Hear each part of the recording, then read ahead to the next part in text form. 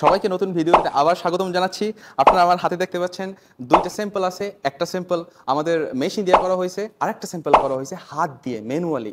দেখুন এখানে ফিনিশিং কতটা খারাপ, কতখানি অতিরিক্ত টেপ ইউজ করা হয়েছে প্রত্যেকটা টেপিং করার জন্য।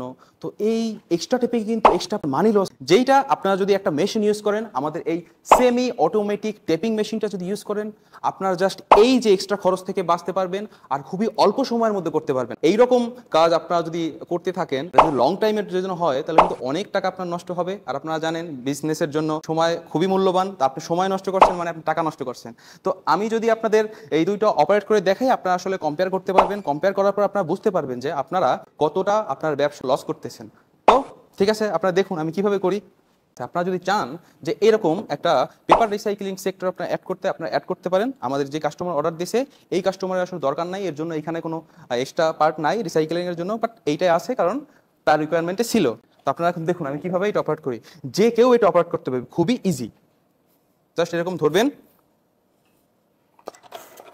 একটা চাপ দেবেন, হয়ে যাবে।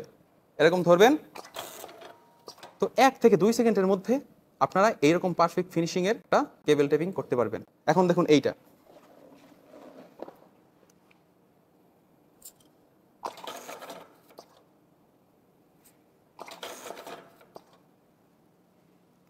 আপনারা যে কোনো ধরনের টেপ আপনারা ইউজ করতে পারতেছেন।